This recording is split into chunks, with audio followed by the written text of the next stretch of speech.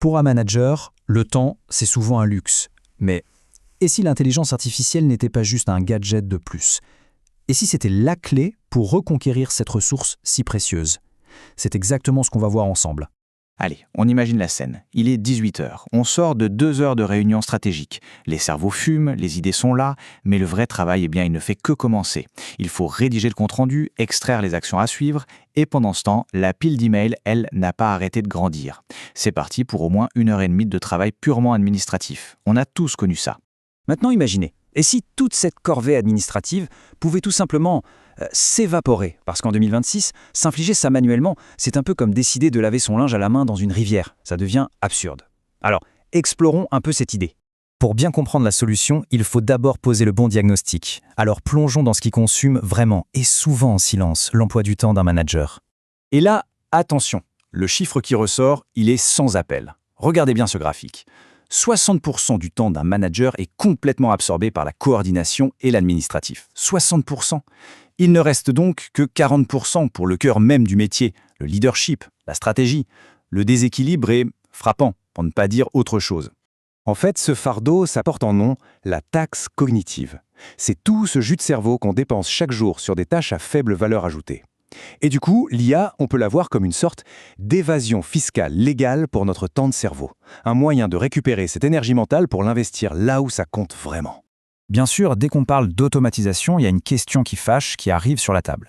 Quel va être le vrai rôle de l'IA? Il est temps de démêler un peu les mythes de la réalité et surtout d'adresser la crainte numéro 1, celle du remplacement. Alors le grand mythe, c'est l'idée que l'IA va remplacer le manager, qu'elle va prendre les décisions à sa place, mais la réalité, elle est bien plus nuancée et franchement bien plus intéressante. L'IA ne va pas remplacer, elle va augmenter le manager. C'est un changement de perspective qui est absolument fondamental. Pourquoi? Pourquoi est-ce un excellent assistant, mais un très mauvais directeur? D'abord, c'est un miroir, pas un moteur. L'IA reflète les données qu'on lui donne, mais elle n'a ni vision, ni courage, ni intuition. Ensuite, elle peut halluciner.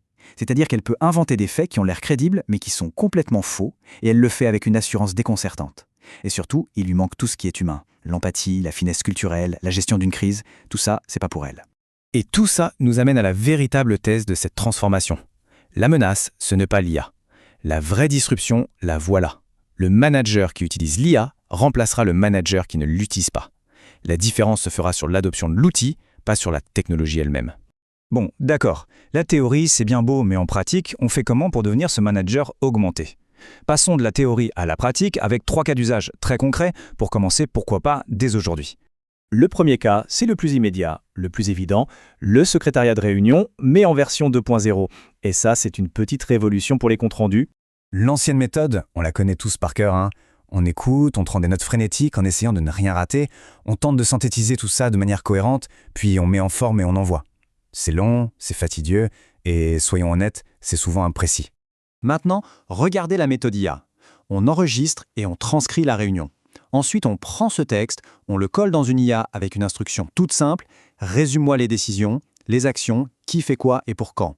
En 30 secondes, on obtient un compte-rendu nickel, souvent plus fiable que celui qui nous aurait pris 1 heure à rédiger.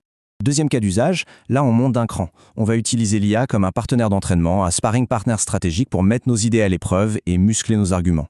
Comment on fait? C'est tout simple. Il suffit de lui donner ce rôle, agis comme un avocat du diable et trouve toutes les failles de mon projet. Et là, l'IA va se mettre à chercher les angles morts, à anticiper les objections, ce qui va permettre de blinder une stratégie avant même de la présenter. C'est redoutable. Et enfin, troisième cas d'usage, peut-être un peu plus subtil, le neutralisateur d'émotions. C'est un outil hyper puissant pour améliorer notre communication professionnelle. On a tous déjà écrit ce genre de mail, un peu à chaud, sous le coup de l'émotion. Maintenant, regardez la version revue et corrigée par l'IA. Le message de fond reste le même, mais il est réécrit pour être ferme, professionnel, constructif. L'IA n'a pas d'ego, ce qui en fait l'outil parfait pour lisser les angles de notre communication. Ces exemples, ils sont parlants. Mais le plus important, c'est de se lancer. Alors voilà un premier pas très concret, un petit défi de 10 minutes pour expérimenter par soi-même. Le défi est tout simple. D'abord, on identifie sa tâche la plus pénible de la semaine. Deuxièmement, on la délègue à une IA. Troisièmement, on calcule le temps qu'on a gagné. Et enfin, et c'est l'étape la plus importante, on réinvestit ce temps. Pas dans un autre dossier, non. On l'utilise pour aller voir un membre de son équipe, juste pour une conversation, sans ordre du jour, sans pression. Cette citation, elle résume tout. C'est ça la philosophie du manager augmenté. L'IA, elle n'est pas là pour nous remplacer. Elle est là pour nous libérer. Libérer notre temps, pour qu'on puisse se concentrer sur ce que seule une personne peut faire. Diriger avec du cœur, de l'empathie, de l'intuition.